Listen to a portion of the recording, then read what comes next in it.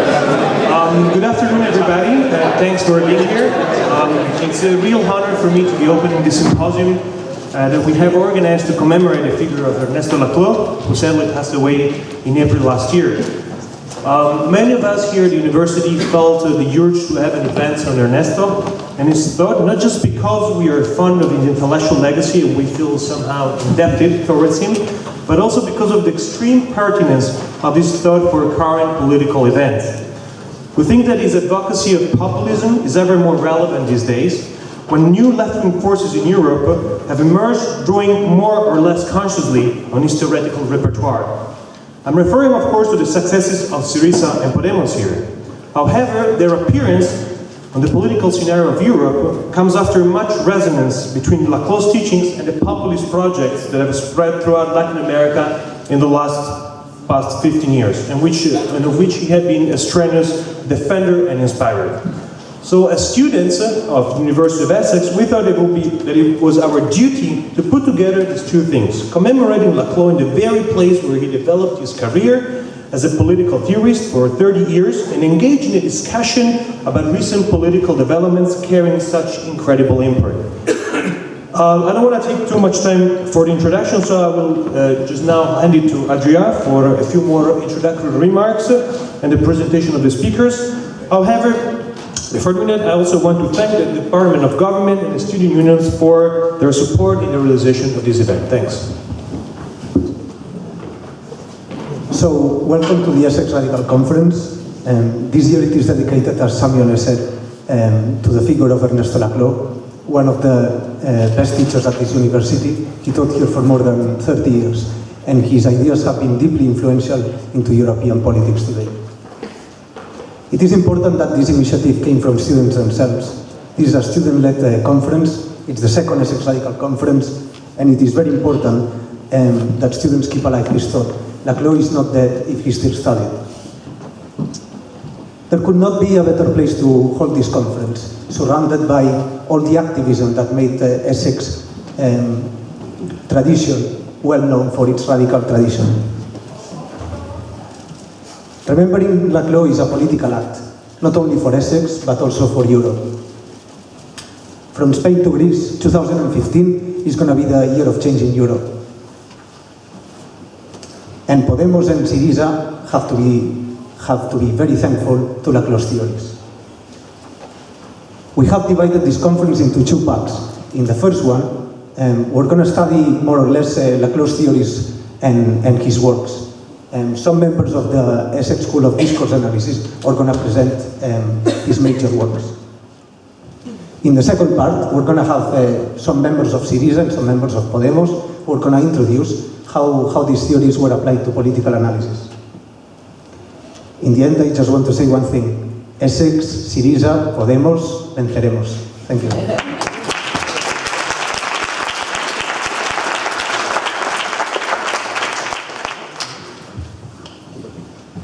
So our first speaker is David Howarth. David Howarth is the co-director of the Center of Theoretical Studies and one of the leading members of the Essex Discourse Analysis program. And he's going to introduce Laclau's figure and also his work.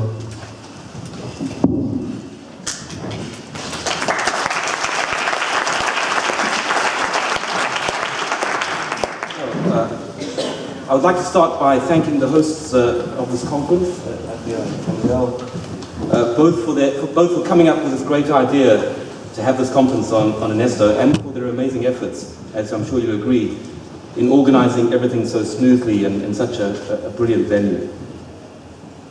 It was exactly 30 years ago that Ernesto Laclau and Chantal Mouffe published their path-breaking book, The Germany and Socialist Strategy, significantly subtitled Towards Radical Democratic Politics. The book's post-Marxist stance undoubtedly represented a fundamental challenge to the orthodoxies of left-wing thought and praxis. It did so both theoretically in deconstructing the essentialism and determinism of Marxism and other emancipatory paradigms, but also practically in recasting socialist politics in terms of the demand for radical democracy. The book provoked and continues to provoke scholars, students, politicians, commentators, citizens and political activists in various contexts across the globe. For many, it has also changed their intellectual orientations, political views, ethical investments, and social practices. It certainly changed mine. I can still remember my first encounter with the iconic green book and its bright yellow typeface in a small bookshop in Pietermaritzburg, South Africa, shortly after its publication in 1985, just as the popular democratic struggles against the apartheid state were reaching their climax. Pointing to the book, there it is over there, pointing to the book, a fellow master's student and anti-apartheid activist proclaimed decisively, as graduate students are often prone to do so, if you really want to understand the primacy of politics and socialist strategy, read that book. I did, about 10 times, before it gradually began to make some sense to me, and the rest, for me at least, is history. I was lucky to be able to study for an MA in Ideology and Discourse Analysis in 1987, and then to do a PhD on South African politics under Ernesto's supervision in the early 1990s. Hegemony and Socialist Strategy, bounded on the one side by earlier books like Politics and Ideology and Marxist Theory, and the New Reflections on the Revolution of Our Times, and On Populist Reason, which came later, centers, I would argue, on three key and controversial ideas. They are, first, the concept of discourse, second, hegemony, and of course, thirdly, populism. I will say a little bit about each of these notions. The notion of discourse is designed to break down the problematic dualisms of the Marxist tradition, in which a material economic base determines the political and ideological superstructure, while endeavoring to weaken a sharp division between language and ideology on the one hand, and social reality and practices on the other. Discourse, in this view, involves three related dimensions. First, it is best viewed as an articulatory practice that links together and modifies elements, both natural and cultural, both physical and linguistic, into relational systems. Secondly, so as to be connected in this way, such elements are conceived to be radically contingent. In Laclau's approach, they have no fixed essence or closed identity, but can be constructed in different ways by competing forces. And finally, the articulation of contingent elements yields social systems which are always incomplete and marked by an outside, because they involve forms of power and exclusion in their production. And this brings us to politics and the core idea of hegemony. Hegemony in Laclau's thinking is not just about domination or political leadership narrowly conceived, nor is it just about the state and state power. Radicalizing the work of Antonio Gramsci, it involves the building of broad coalitions and networks of agents that can develop, inculcate, and institute new values and social relations, as well as public policies and new forms of governance. The concept of hegemony is designed to account for the production and reproduction of social systems by focusing on the way demands, identities, interests, groups, and movements are weaved together into projects that are animated by a common discourse. This common discourse is held together by its opposition to a named set of practices, ideas, and policies. Opposition is crystallized into signifiers that bind these elements together. Anti-austerity in our times, UDF unites, apartheid divides, the United Democratic Front unites, apartheid divides in South Africa during the 1980s, function as these means of representation. Yet room is made for degrees of autonomy and respect for difference within such coalitions and assemblages. We have then, in Laclau's terms, the interacting logics of equivalence and difference. Equivalences between different demands and identities are created by the naming of others, or a singular other, that blocks their attainment. So the values of equality and solidarity are thus affirmed. Yet differences are not completely obliterated in the creation of a more universal project or coalition, for they must be respected and valued. Freedom and pluralism are thus also affirmed. But there are dangers lurking. Equivalences can dissolve and dissipate once partial victories are achieved. Indeed, all victories in this approach are to some degree partial, even if they might be substantial. There is no ultimate emancipation, only a series of emancipations. Differences can easily harden into new forms of hierarchy and social division once a project attains a degree of power and hegemony in a system. Equivalential demands can be disconnected and absorbed into systems of power, and their radicality thus blunted. In short, the games of equivalence and difference are strategically necessary in a world without fixed rules or sharp parameters, but they are always risky and dangerous. Discourse and hegemony, and the surrounding concepts that give them their meaning and function, are the cornerstones of Ernesto's political theory and strategy. But it is very clear that populism and populist politics was a, if not the, crucial substance and the crucial substantive concern of his writings and critical engagements. His earliest essays on Peronism and fascism tarry with the emergence and character of populist ideologies and popular democratic mobilizations. His later reflections in On Populist Reason locate populism on an even wider canvas, including North America, Eastern Europe, and Asia. But it is important to stress that Ernesto's approach to populism differs from others in fundamental respects.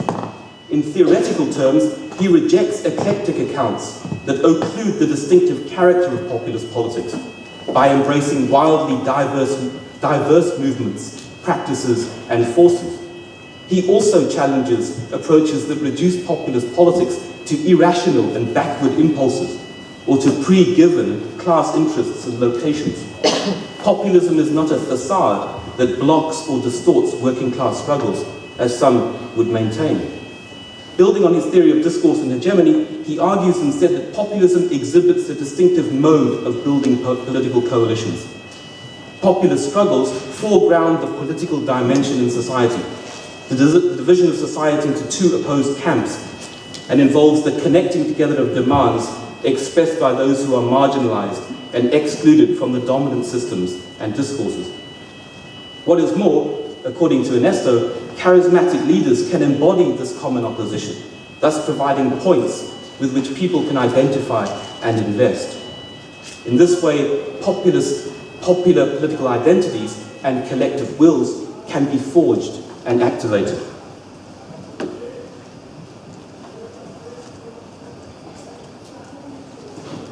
Ernesto thus contested the view that populist leaders are always right-wing demagogues, or that populist parties and movements are inherently anti-democratic. On the contrary, he argues that populism is an essential ingredient of modern democratic societies because it functions to represent the marginal voices of the underdog in society. This, for example, is precisely what the leaders of Syriza and Podemos have succeeded in doing today. They now symbolize the hopes of all those who have been excluded and left behind as a result of austerity politics, as well as those who aspire to something new and different. Of course, Ernesto stressed that populism can be expressed in multiple forms. It can easily be cast in a right-wing politics that blames immigrants and other scapegoats for unemployment, economic stagnation, and declining public services.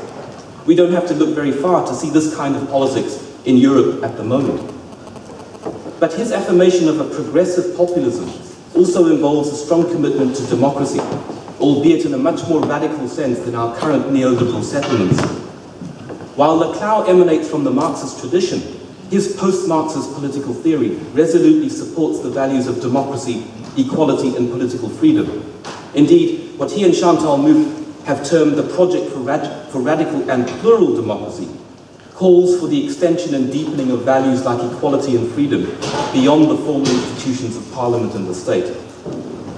Yet arguably, the biggest challenge for new populist movements in Greece, Spain, and other parts of the world today is to transform themselves from a vibrant politics of protest into an effective plural and democratic instrument of governance, while still retaining their radical and democratizing edges. Phrased in the words of hegemony and socialist strategy, how is it possible for new populist forces to negotiate, quote, the difference between what might be called a strategy of opposition and a strategy of the construction of a new order? How can the myth of a new start, a break with austerity and self-defeating debt, be translated into a new collective social imaginary that can provide a genuine alternative to the neoliberal horizon of our times? The next months and years will surely provide answers to these and other questions. Ernesto joined the Department of Government at the University of Essex in 1973, and he remained associated with that department as a professor of political theory until his untimely death last year. His list of achievements and contributions during that long period are too numerous to document here in detail. They include the establishment of the MA program in Ideology and Discourse Analysis, the founding of the Center for Theoretical Studies, and the supervision and training of countless researchers in the doctoral program in Advanced Discourse Theory. But friends, colleagues, and students will, above all, remember Ernesto for his creative intelligence, his wit, and his impish sense of humor. Ernesto sought above all to open doors to the richness and diversity of our complex intellectual inheritances. He loathed the new instrumentalization of intellectual life and the rise of what Martin Heidegger aptly called research man, who, quote, no longer needs a library at home, but negotiates at meetings and collects information at congresses, unquote. True to his spirit of populism, his sympathies and commitments were always with his students and colleagues, and their intellectual and political nourishment. It has been hard to come to terms with the sudden loss of our friend, colleague, and teacher, but it is his spirit of intellectual curiosity and obstinate rigor that will continue to spur us on in these troubled and yet exciting times. Thank you.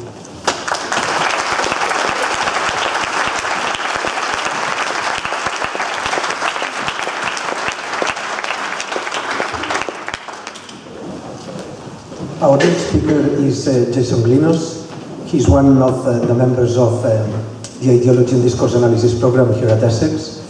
One of his research focuses has been on the Lacanian side of discourse analysis, and his books include Traversing the Fantasy, Critical Exchanges to Zizek, books like Lacanian Science with Yannis Stavrakakis, and Logics of Critical Explanation with David Howarth.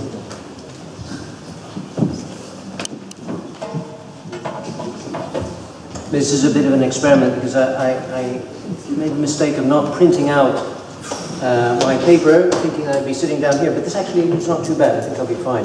Although I'm getting interrupted here by, let's see.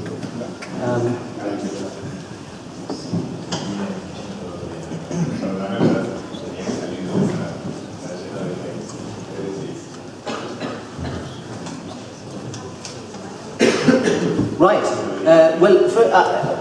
First, I feel like I ought to apologize because we had the alarm system going, and I was thinking, the first thing that comes to my mind is contingency, and then dislocation, and then I think, well, actually, I'm speaking Laclau, right from the outset, and then of course there's urgency, and I think the way that David finished his talk is that the urgency of what's going to happen next, and well, firstly, let me just thank Adrià and Samuele for organizing this and for inviting me to take part and for making it possible to have such a great turnout. Actually, this event here today marks the first time, the first public occasion, really, for me to comment on Ernesto's work, with his death explicitly in the backdrop. And I have to confess that in a way I am still very much in the process of processing my own personal investment in Ernesto, as a friend, of course, but also, and perhaps chiefly as a ex-supervisor and colleague. Adrià and Samuele invited me to reflect on Ernesto's legacy and to relate it to what we are doing at the Essex School. And I know that many of my fellow panelists will be focusing very much on how his thought has been informing concrete political struggles. And however, and not unrelatedly, my own particular intervention today is much more, I guess, on the academic and the research side of his legacy. And so it continues very neatly, I think, from David's intervention. There is slight overlap, but not too much, thankfully. And I have not hesitated to include a few reference is really to my own personal experiences of him as a scholar and teacher. Of course, when you think about it, I mean, when I thought about it, and I sort of paused and thought, geez, Ernesto's legacy, what do you say, anxiety, how do you even begin this process? And when I was thinking about this, one of Ernesto's favorite expressions comes into my head, which is that there are certain objects, in this case, tasks, that are indeed impossible. But this does not prevent them from also being necessary. So Ernesto, as many people know, is very fond, and has been very fond of expressions like this, that inscribe within them a more than a whiff of paradox. And in this sense, one can describe him as a veritable tension dweller. He relished dwelling in the tension between logics that are simultaneously incompatible and inseparable. Society, he says, is both impossible and necessary. It's impossible as an object that can be grasped in its totality, but it is simultaneously necessary to find a way to represent it. To get a sense of the scale of a task that seeks to capture in some form, in some sweep, his contribution, it's sufficient to list some key terms associated with his work: discourse, rhetoric, hegemony, articulation, contingency, the political, antagonism, dislocation, ideology, populism, radical democracy, empty signifier, floating signifier, logics of equivalence and difference, and I could go on. Ernesto has succeeded in reworking and reinventing these terms in a way that clearly bears the stamp of his influence. How? In part, we could say, by performing this task in the role of a great synthesizer, drawing and articulating together a wide range of disciplines and traditions of thought, ranging from Marxism, continental philosophy, linguistics, psychoanalysis, to name a few. Some might say that Ernesto has reread and reworked the Marxist tradition through a deconstructively inflected linguistics prism, not unlike the way Lacan reread and reworked the Freudian tradition through a linguistic prism. Either way, given the influence his language already exercises across an impressively wide range of disciplines, one is tempted to consider Ernesto as a kind of founder of discursivity. And what I've done really is I've collected a few of these key concepts that I articulated earlier on, just thrown out really. Discourse, contingency, and the political. And I'm going to finish off with some broad remarks, general remarks on psychoanalysis and psychoanalytic theory and his relation to psychoanalysis. In some sense, I found it almost necessary to go back to these concepts as a way into exploring the lines that generate, or the multiple lines that generate this multiple legacy. So, to start this process, I can refer to begin to refer to Ernesto's style. Not many would deny that there is a tendency toward a particular style of theorizing in Ernesto. For some, his style appears rather dense and difficult to penetrate.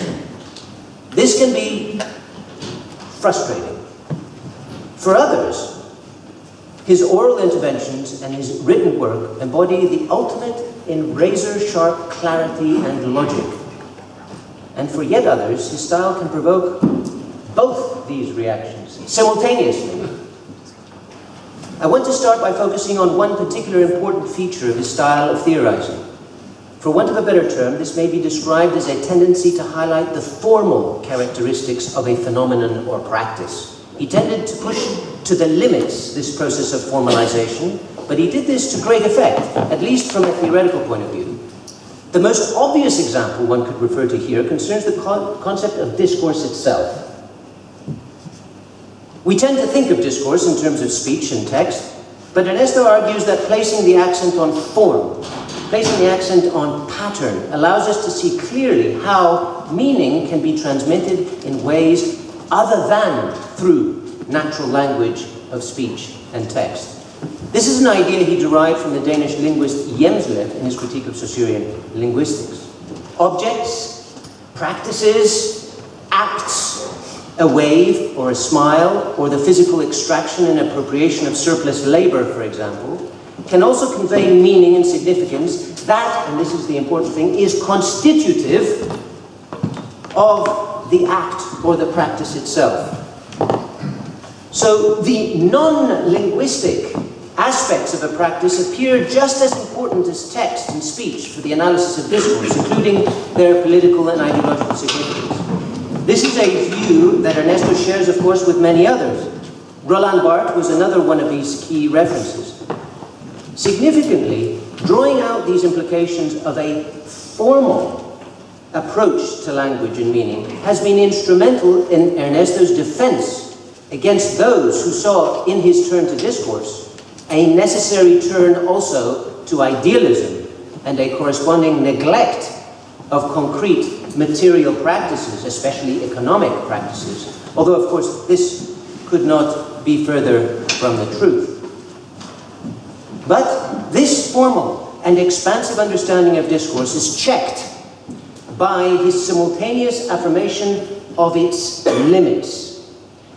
These limits, however, were understood not in terms of something outside of discourse. These limits were understood as internal to discourse, forming the locus of contingency.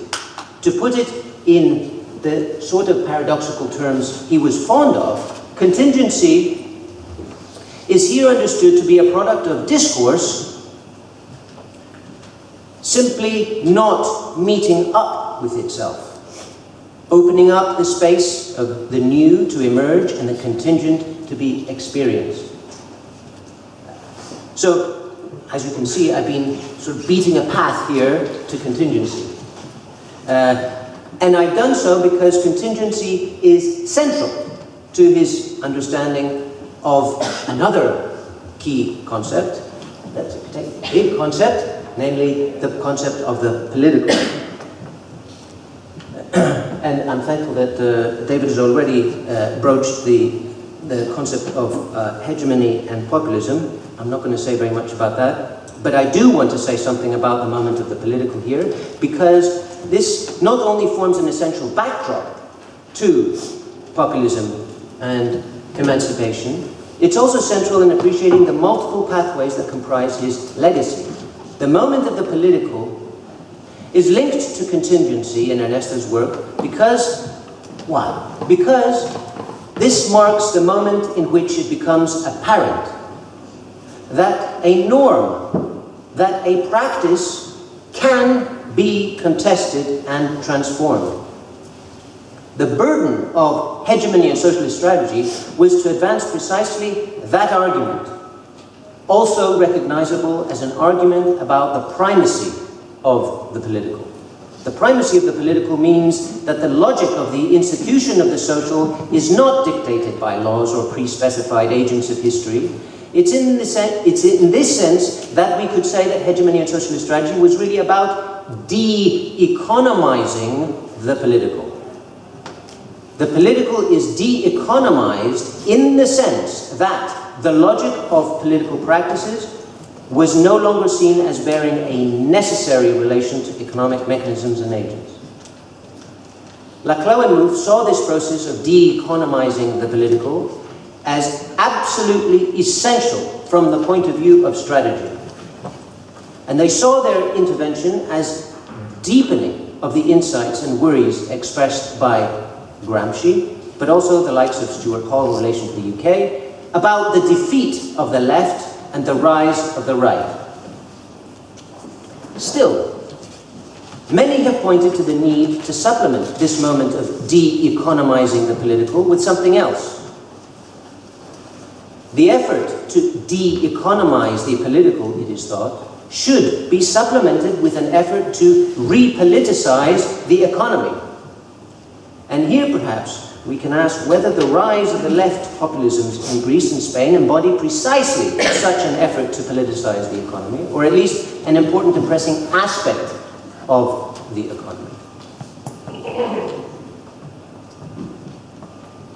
Coupled with this need to politicize the economy, however, is another supplementary need.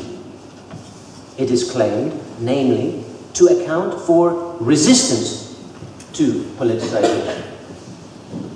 For example, why and how is it that particular norms associated with austerity that invite contestation, that demand transformation, appear not to budge?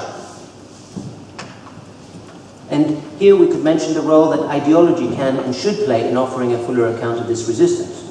And many have also asked whether the right-wing populisms in Europe, that David was mentioning, function to preempt any depoliticization of the economy.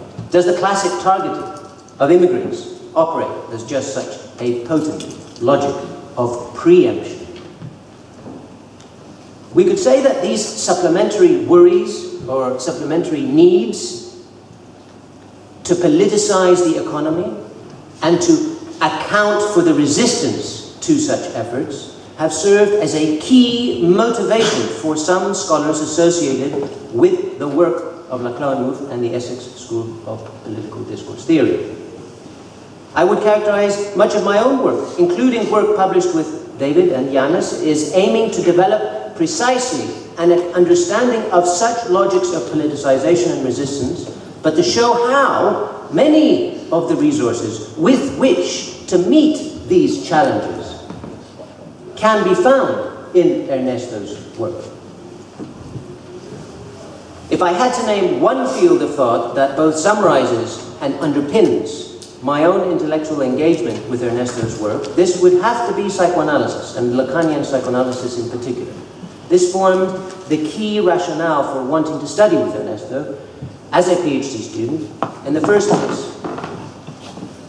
In fact, at the time I was studying in Canada, and I came into contact with Chantal Mouffe, who was, at that time, doing her lecture circuit around North America, and who effectively interviewed me and suggested very strongly that I should consider doing a PhD with Ernesto at Essex. And this was, okay, in the mid-1990s, but the field of psychoanalysis has remained a central point of reference for me in my engagement with his work ever since. This passion to engage with Ernesto's own explorations of psychoanalysis was shared by my friend and fellow PhD student at the time, Yannis Stavrakakis. But it's also something that informs my work with David, especially our work in developing what we call a logics approach to critical explanation. But there is probably no better way to express how Ernesto saw psychoanalysis in relation to his theory of hegemony, other than in his own words, which I will read out to you. This quotation, as you will see, has the added and perhaps somewhat amplified bonus of summarizing what he took as well to be a key contribution of his to political theory. Yannis and I conducted an interview with Ernesto, published a few years ago, in which we asked him to explain the appeal of a specifically Lacanian psychoanalytic orientation.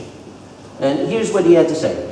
Why have I can't do his accent. David's accent, I'm just not going to even try. So just imagine this is Ernesto. Why have I adopted in my work a Freudian Lacanian approach rather than any of the other available alternatives? For a start, this is a decision clearly related to my attempt to break with essentialism, which in the political field conceives politics as an epiphenomenon or a superstructure, as the mere phenomenal expression of some underlying structure.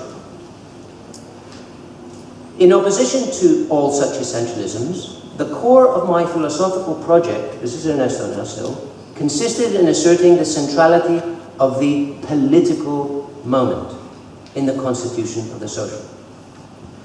And this applies to the economic level of society as well as to any other level. This claim, this is me now, this claim, this latter claim, is of course often taken to be one of his more provocative claims. What he claims, in other words, and now I return again to his own words, is that the notion of hegemonic formation, tends, in my analysis, he says, to take the central role previously occupied by the category of mode of production.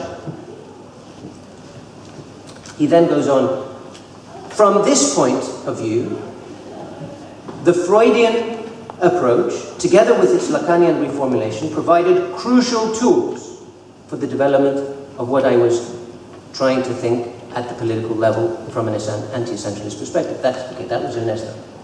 So here Ernesto, this is a question, how is psychoanalysis, as a whole, this is my contribution to political theory, and psychoanalysis helps me. Okay, yeah, so Ernesto hints at the role of psychoanalysis can play for him. The field of political and ideological theory must offer us the tools not just to describe political discourses and ideologies or point to the contingent character of their formation, but also to account for their logics of formation and the ideological grip they exercise over us. So this notion of grip, where does psychoanalysis, where is Freudian and Lacanian psychoanalysis meant to help? There's something about the grip that certain discourses exercise over us. And particularly exciting in his later work, though perhaps still rather underdeveloped, is one idea explored by Ernesto to tackle the question of ideological grip, which is the idea of affective investment, this introduction of affect into this panoply of concepts. The libidinal energy invested in an object without which, he argues, the whole hegemonic operation would not come off. The centrality of affect and passion has, of course, been highlighted by Chantal Mouffe too. In fact, an important part of his legacy, I would say, finds itself expressed in a significant strand of scholarly efforts now devoted precisely to an exploration of this aspect of their theory, particularly with reference to a range of categories drawn from Lacanian psychoanalysis, such as desire and fantasy.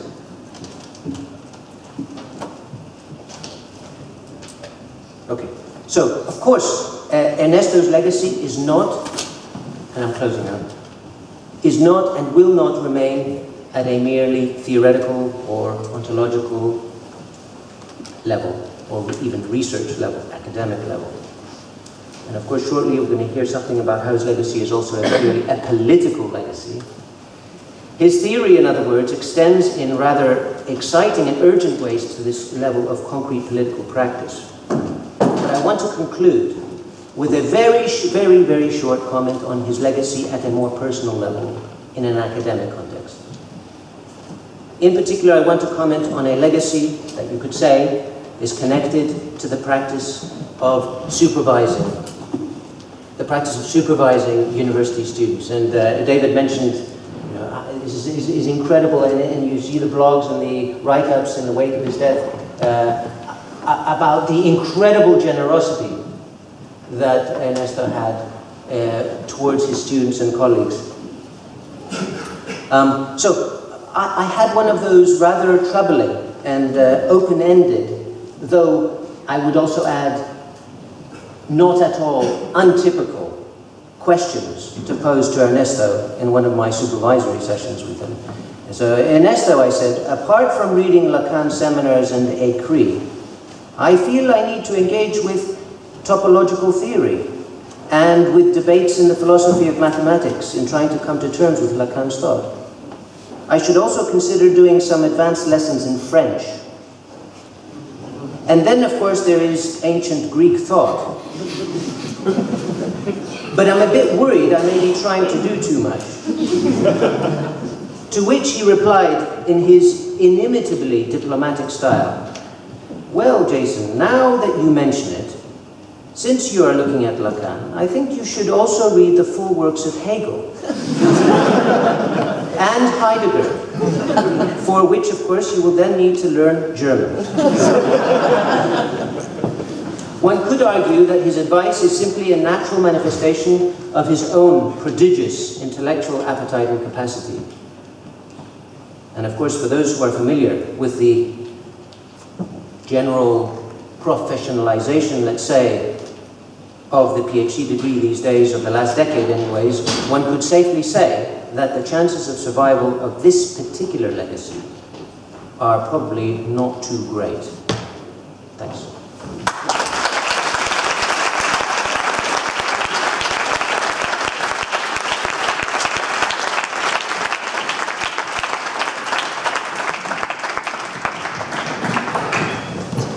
Having asserted the primacy of politics, our next speaker is going to introduce populism as a concept, one of the central topics in Laclau's theory.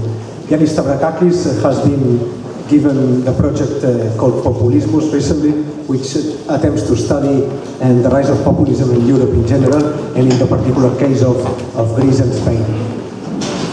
He's the author of two very important books, both for Lacanian theory and discourse analysis, called Lacan and the Political and the Lacanian Left.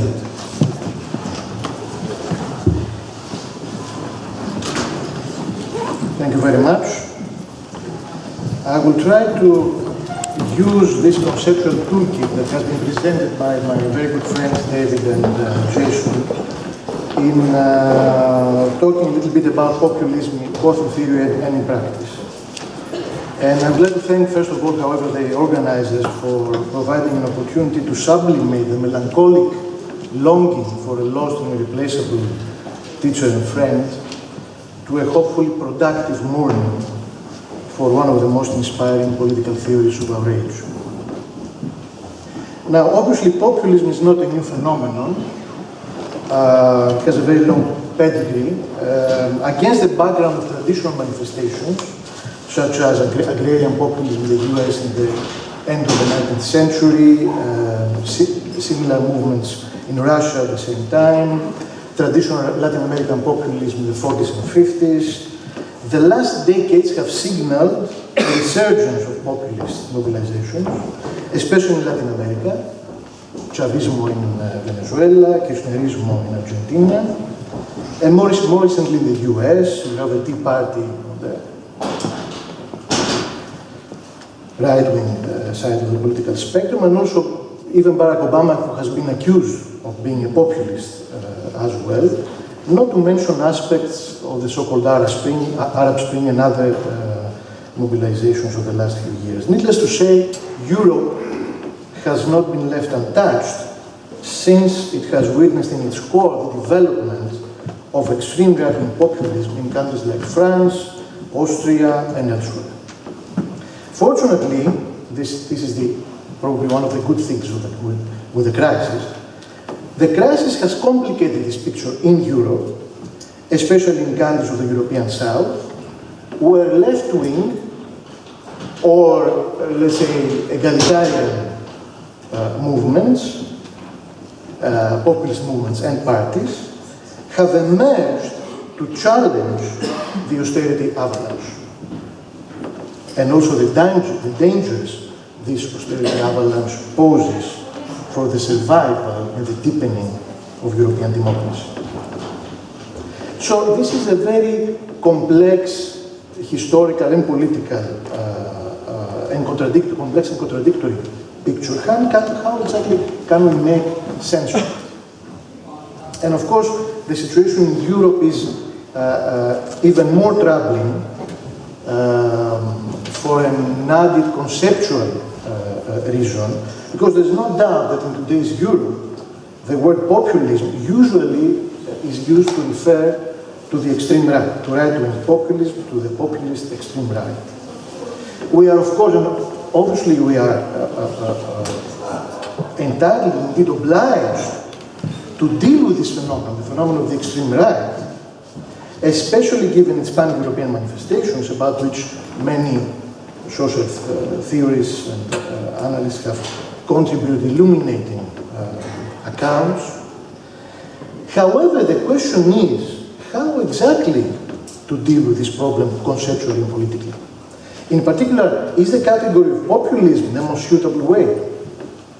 If that is to say, we are currently facing a pan-European rise of nationalism, xenophobic, exclusionary, and very often violent extreme right, is the concept of populism the proper theoretical political instrument through which this problem should be perceived, categorized, and debated.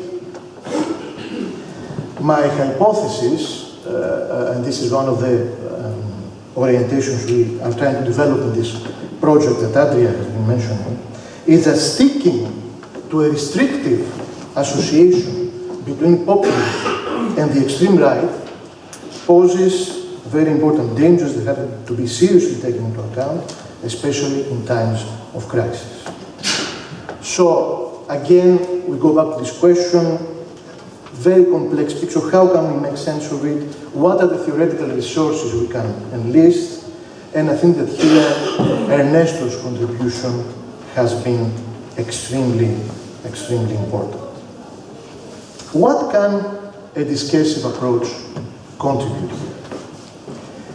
Initiated by Ernesto and Chantal, as you have already heard and you obviously know, discourse theory of course combines a theoretically sophisticated grasping of the processes through which social meaning is articulated with an emphasis on the political and often antagonistic character that different discourses acquire through their articulation around different nodal points and the differentiation from other antagonistic discourses in a bid to hegemonize the public sphere and to influence decision making.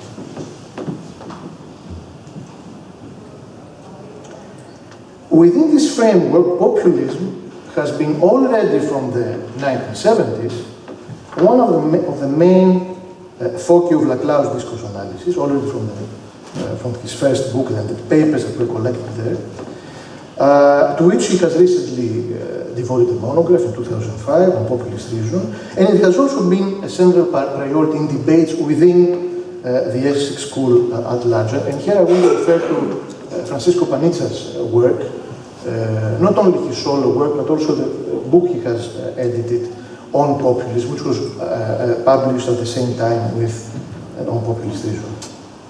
Now, approaches to populism elaborated within a discursive framework or influenced by it have indeed contributed a series of operational criteria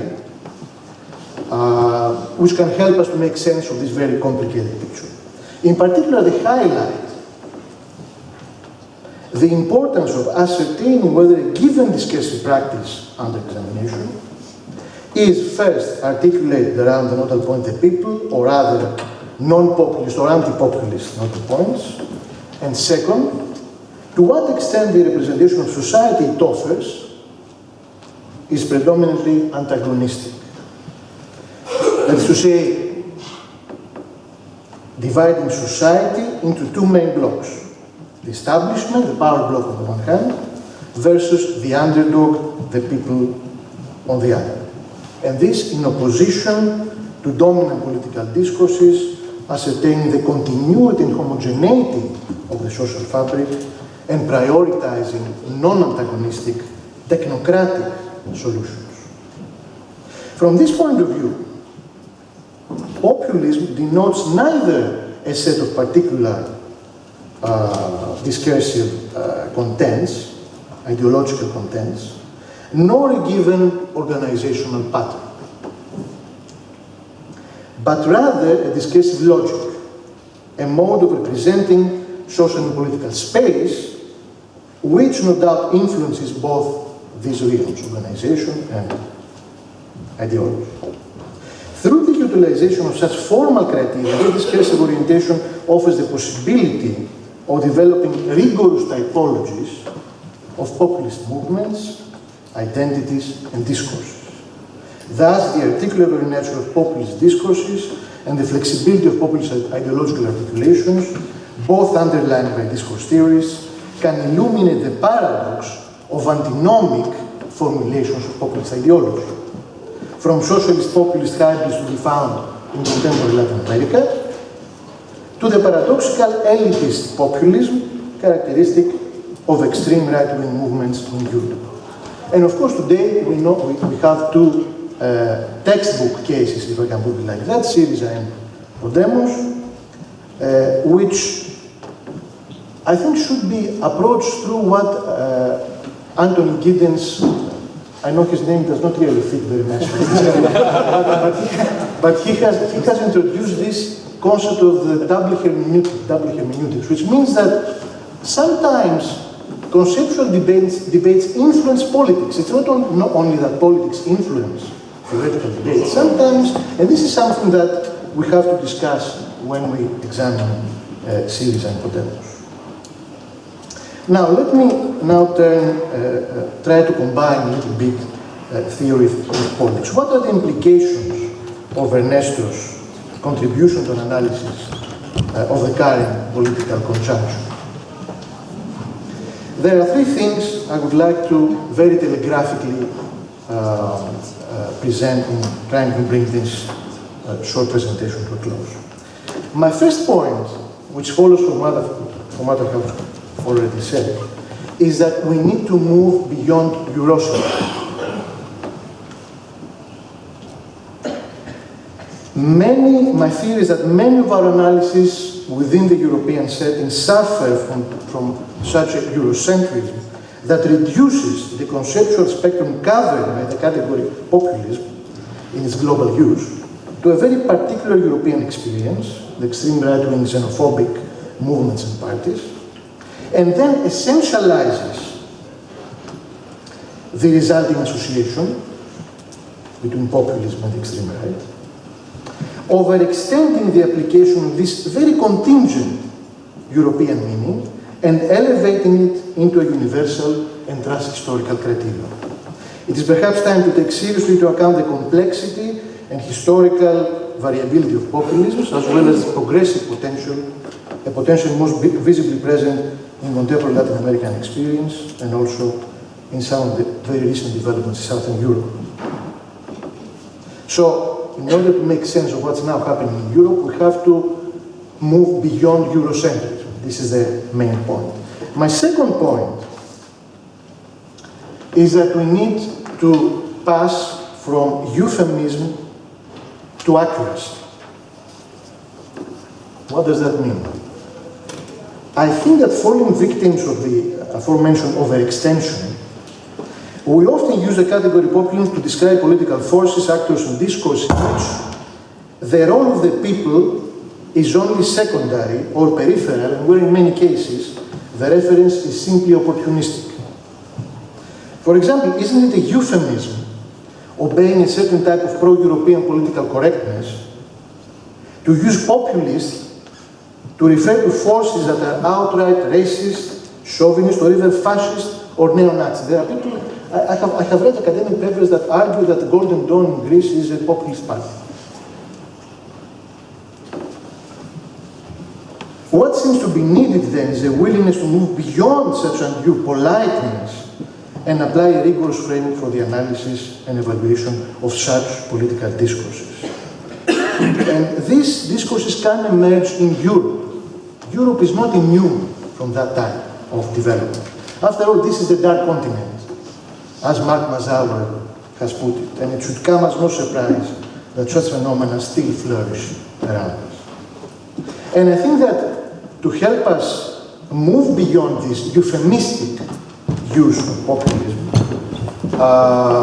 what can really help us in that enterprise is Ernesto's theory. Because if we studying these discourses, if we ask, where is the people, or other similar designations of the underdog, the below, the part of no part, where is this located in these discourses? Is it functioning as the nodal point? Is it a central point of reference or not? The answer in most of these cases is that this is not a nodal point. It's not a central empty signifier. It's usually, because the central nodal point is usually the nation or race and things like that. In addition to being of peripheral importance, the people of the extreme right is often of a very particular type that creates considerable distance from the global populist canon. This is because it has to coincide with strongly hierarchical and elitist visions of society. So the people is present in extreme right discourse, but it is not present in order to be emancipated. No, it is the victim that they knew it is the victim of a corrupt neoliberal elite, whatever, European elite, But another elite, a heroic elite, the extreme right itself, will come to save it, but not to emancipate and empower it. So there's a big problem, I think, when we use the concept of populism in order to talk about all these movements. My third and last point.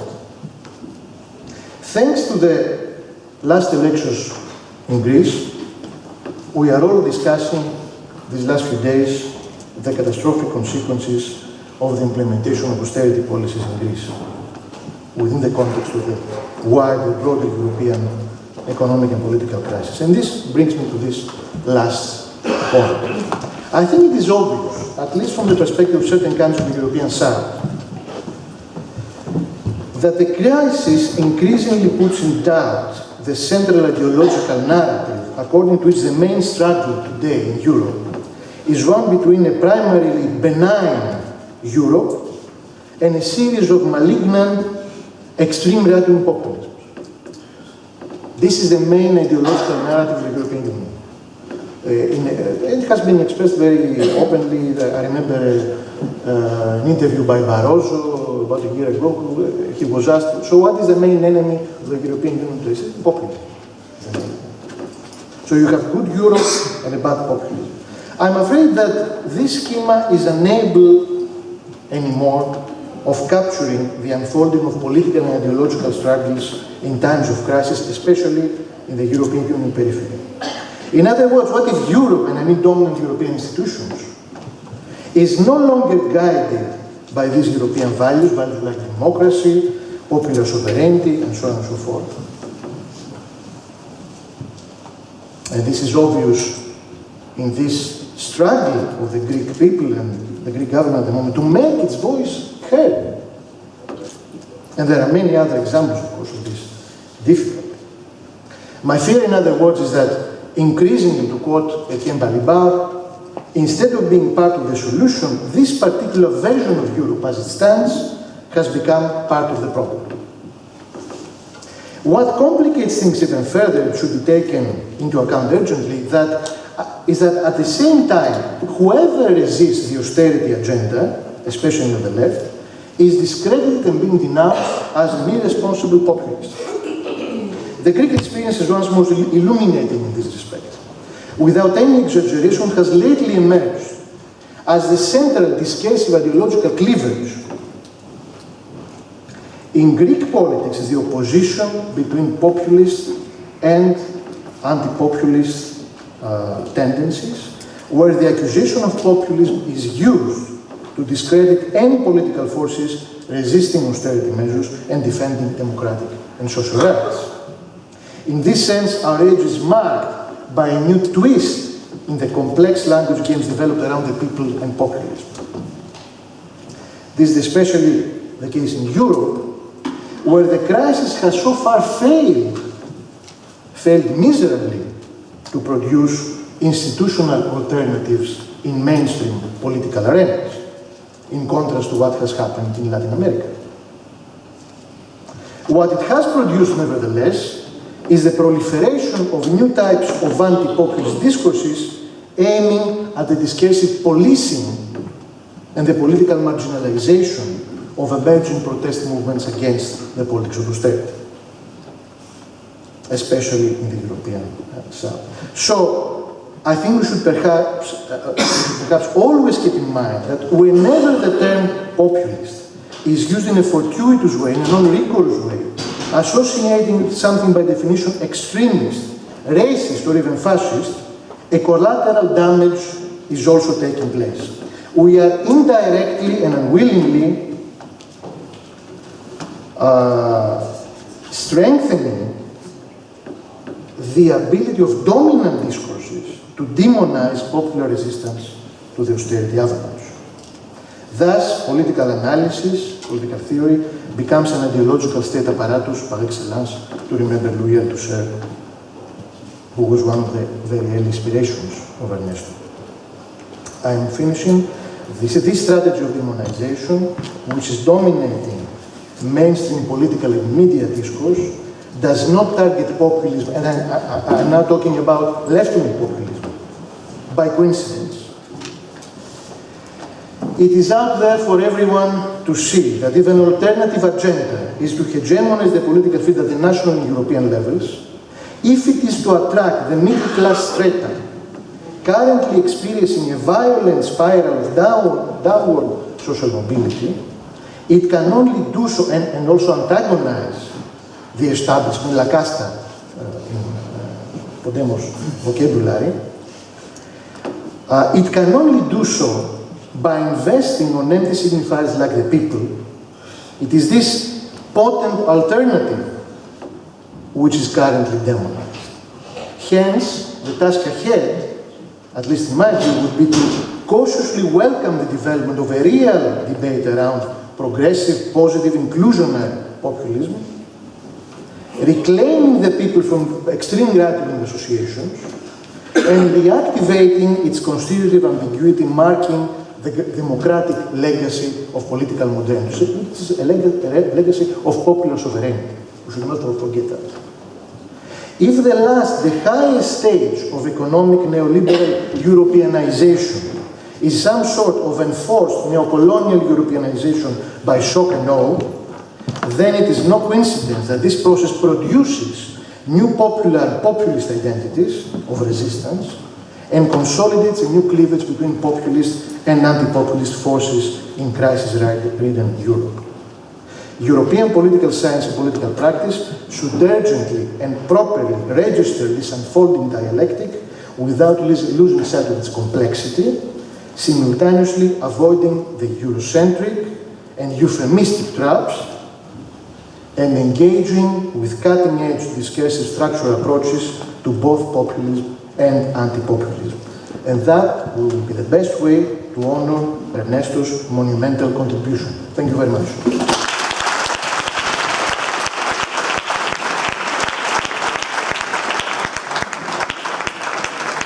The last speaker of this first part is Marina Prentoulis. She is going to try to, as Yannis said, move from euphemism to accuracy and talk about populism in Syriza. Yannis, when you were writing that is before we won, yeah?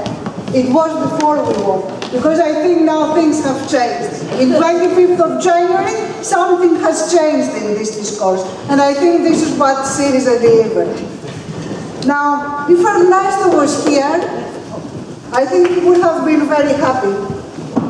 And probably he would have sung a song, I think, at the same time. I think he would have been very happy and very interested in the politics of Spain and Greece. And he would have seen immediately how influential his work was on what we are doing.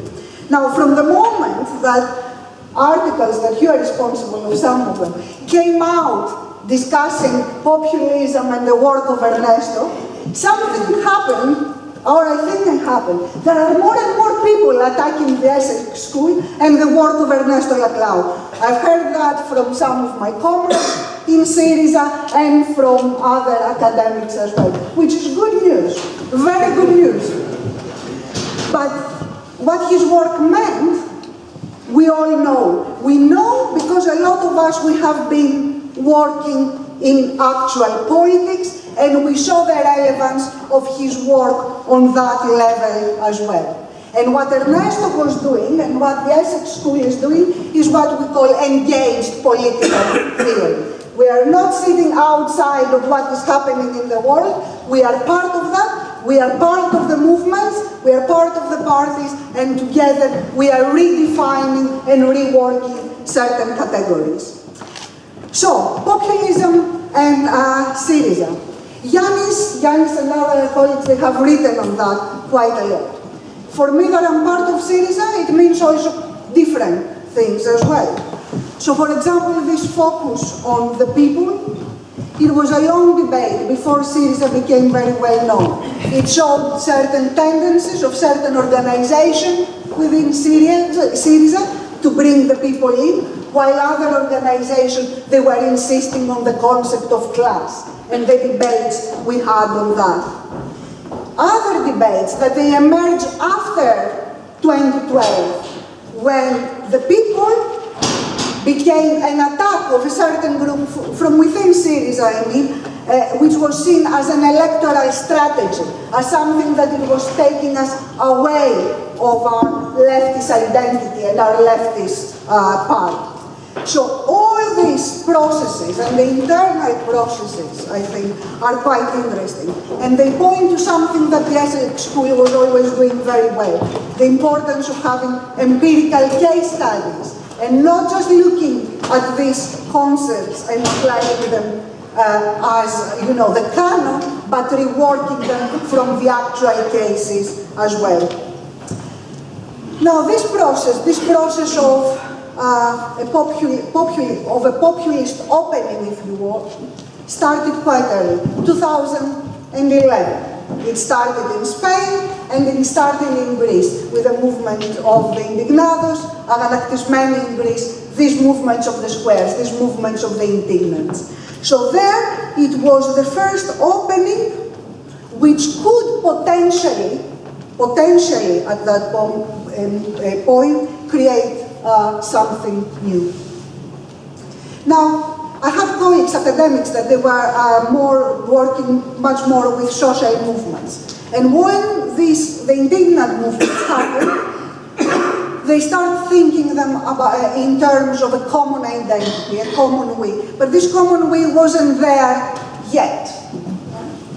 It was different processes, and I will say that especially in the case of Greece. The indignant movement in Greece, it was very fragmented. Very different groups in there, some of which they were the fascists, the Golden Dawn as well, others that they were the organized left, but not as organized left, but as people who participate. Now, what we were thinking back then, and I'm talking about me and Lassa, that we were working together at this point, it was that this common will wasn't there, and also what we were against were the theories that they were trying to emphasize the autonomist, non-representational claims that they were coming from the squares. Not because they were not there as claims or as attempts of the people to create something different, but because for us, at some point, what we knew that we would need is a hegemonic strategy, a new party that it will challenge the establishment, La Casta, the lending agreements and the memoranda on that different level as well. And this is how we had Podemos coming up as a party, but also Syriza, which was close to the movements, but pre-existed the movements as a small leftist party, gathering a lot of support from the people that they were part of the movements, the indignant Greeks as well. Now, we were thinking of what was happening in the movements by using Rancière at that point, and thinking if what we saw in the squares was politics, as according to Rancière, and a disruption of the current, what he calls police order. And we went down that route. So it was a disruption. And then, in another paper that we were working on, we were thinking of that. What is going to happen now? How are we going to have a different type, hegemonic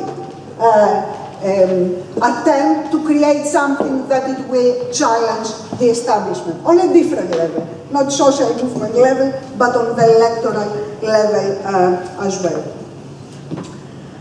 Now, this is for us the relevance of populism, but also the relevance of hegemony. And with hegemony, we understood it as vertical now. Vertical relations, representation, and political leadership. This is where I think Syriza and Podemos are coming out from the movement, but working on a different level, and the concept of hegemony being quite relevant for them. And from there on, we have this process of articulating what Yannis called the left populism, although you were talking about the other ones more, you should. And this process of the creation of this left populism, it had for me two facades, let's say, working together, an external front, but also an internal process.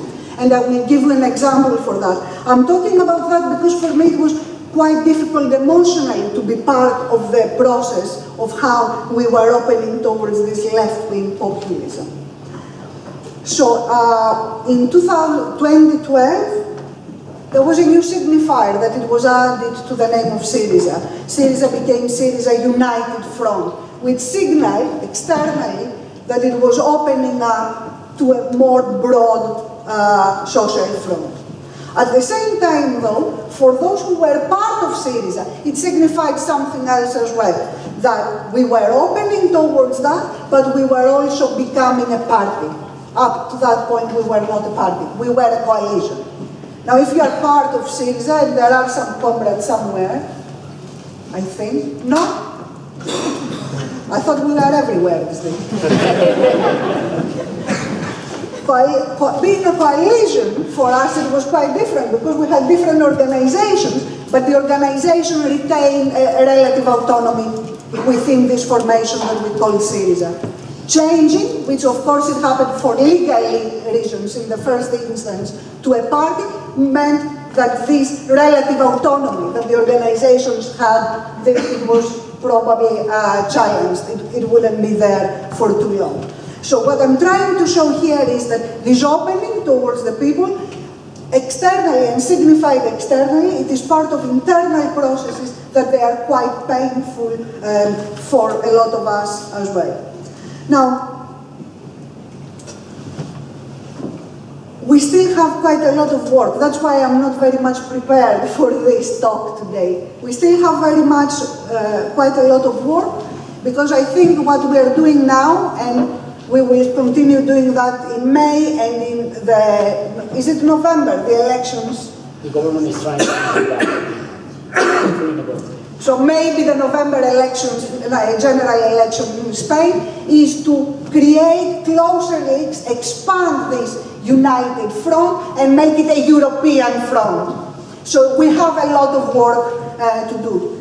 The second thing, however, for us in Greece as well, apart from dealing with the debt and the negotiations, as you know, it's going to be a tough struggle there. We do have, some of us at least, something else in mind. What does it mean to talk, or to talk in the name of the people? How is a party of the left, which is a populist party opening towards the people, is going to govern? Unfortunately, I think, we don't have a clear understanding of what would that mean.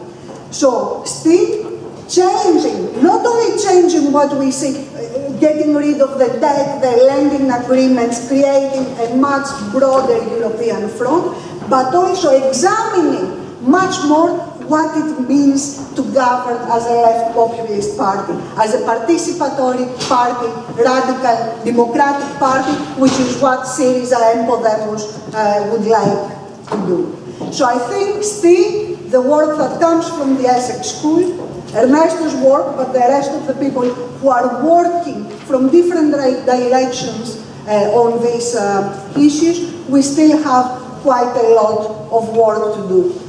On a theoretical level and on the empirical level together, I think we will go on working. Thank you.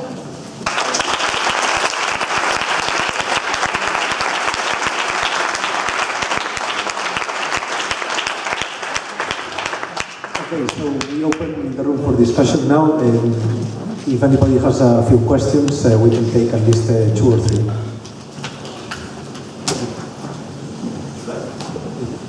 Hi everybody, thanks very much for your talks. My question is really a question of populist strategy, right? Playing with Laclau's socialist strategy, according to the book on socialist strategy. The theme is what happens in the current phase of institutionalization of populist movements that we are already seeing in the case of Greece with Syriza entering the state, right? And facing all a series of very difficult choices, right? That are connected with entering the state, and for them also we also face, right? If, as we all wish, we will conquer power in the election, whenever they are, whether in November or later. And I think that that's a very important and somehow very uncanny question for leftists, because from Marx onwards, theory of the state hasn't really been our strong point, isn't it? And it really has to do, I think, with a kind of settlement, with a kind of new consensus that is established there, and there is often also a painful consensus, I think, right? And I think that there is, in my mind, goes a bit to a populist, which is quite an unlikely populist, and it's Niccolò Machiavelli, right? Who is a comrade, by the way. People think he was a libertarian, but as Rousseau and Gramsci certified, he is a comrade, he's a Jacobin, he's a Jacobin ante litteram. When he talks about the plebeian, and I think Inigo talked a lot about plebeo, plebeian, and I think it's a very nice adjective for this to describe present times, the populist times, when he said the Grac revolts, the revolts of the plebs, was important because ultimately it was functional to the system itself. It made the Roman Republic better. It made the Roman Republic more democratic.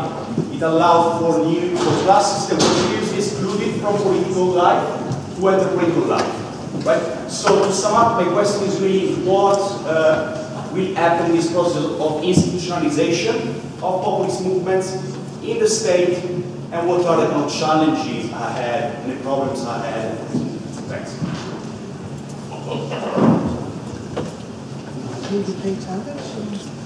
I think we're going to just take two more, because then we're going to have a little break, and then we're going to have the other speakers. I think I'm going to tackle some of those questions in my intervention later on. But for now, we'll pass it to Marina and Yannis, maybe more to. Yeah, well, unless we want to take some more right now, okay, well, yeah, let's get it in first. Hello everyone, my name is, can you hear me? My name is Peter. I'm going to ask the representative Syriza, sorry I forgot your name, Marina. We see how Syriza managed to hegemonize the demands of different sectors of the social movement in Greece. You mentioned this social movement as fragmented. There are people who see it as a movement of movements. And I want to ask a practical question related to this. After hegemonizing these demands and being in a position to actually voice the popular demands from the tribune of the state, I want to ask a practical question about three particular issues which I think are really, really deeply important for the movements in Greece, and Syriza's plans about these particular issues beyond, obviously, the rejection of the Troika and the memorandum, etc. My question is, what is your plan, and how do you see your reaction to the created by the previous regime high-security prisons, where a lot of political prisoners, especially urban guerrilla anarchists, are doomed to live their life in complete isolation? What are your plans about the mining project in the north, mining projects in the north, such as Kurias? And do you plan to somehow support and expand the networks of grassroots economy that were created in the times of the crisis? Thank you. Okay, yeah, let's take a question from the gentleman over there. The very, yeah.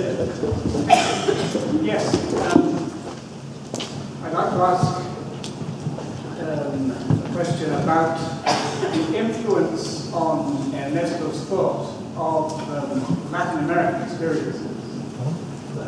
Obviously, he himself being Argentinian, but also in relation to Latin American populist position as it was 50, 60 years ago, but also the more recent experience. I am now retired. I first met Ernesto when we were both at the University of Toronto. I've been interested in Latin America throughout my career, as an academic, but also as an activist. And obviously, in more recent times, Chavismo was central. Chavismo and then the related movements in Bolivia, in Ecuador, in Argentina, etc. And I think in relation to what Marina was just saying about the problem when a movement like Syriza reaches state power, or reaches at least governmental power, one of the key points about Chavismo, that I think many people have not understood, is that Chavismo, as emphasized by Chavez himself and many of those around him, the idea was, with Chavez coming from the military, but with massive popular support, was to use elections, yes, and use mobilizations, and with electoral victory to then, by a combination of continued popular mobilization and decisive action in the political sphere, to gradually occupy and transform every area of state power, to transform not just the formally political structure with the new constitution and so on, but also to transform the military, to transform the educational system, to transform all of the social services, the health service, and to construct popular power, to construct a new power parallel to the existing bureaucratic structure. And in that way to continue progressively transforming the entire state system in the interest of the people. Thank you very much. Actually, this last question is probably going to be answered by the second half, which is pretty much dedicated to Latin American populism as well as Spanish.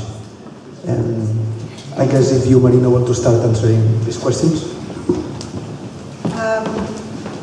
Some of them are difficult questions, and I don't know if I have the answers, or if we have the answers, or if anybody could have a blueprint on how things are going to go. Right now, Syriza is facing quite a lot of challenges. I hope it will take on in the process some of these challenges, and it will try to transform institutions, the state, and so on. That's what I was pointing to when I said that we need to think the logic of governing, to create a new logic as well. So it points to that we will need to work much more in order to redefine the relationship between state, society, what we are going to do with different institutions. I don't think there is a clear plan on that, but there is a desire to. Jason, is the desire used correctly here? In terms of the other question that you had, I would like to ask you, I'll ask you when we go on, who do you think Syriza is? I mean, what type of people do you think they're part of? Skouries is where Syriza is involved. There are a lot of very good comrades of ours that they are activists in this project, and it is something that we have popularized in London as well.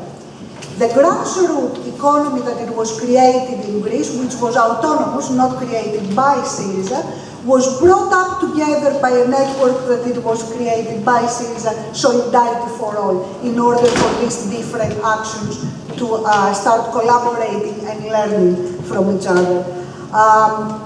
So I think that when we are talking about Syriza, we have to remember that it is us. It's not a party as we know it. We have ex-anarchist comrades in there as well, and a lot of them, although as a party, Syriza has not come out in support of some anarchist actions in the part I would have liked to push it, and other comrades as well, towards this direction. But don't forget that who Syriza is. It's not some people who are outside of us. It's comrades who are ex-communist, ex-anarchist, all of us that we participate in these grassroots movements.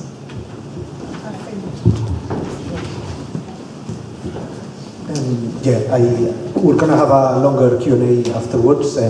Please take a break now. We have a few drinks downstairs, and afterwards we'll carry on with Íñigo Errejón, who's coming from Madrid to talk about Podemos.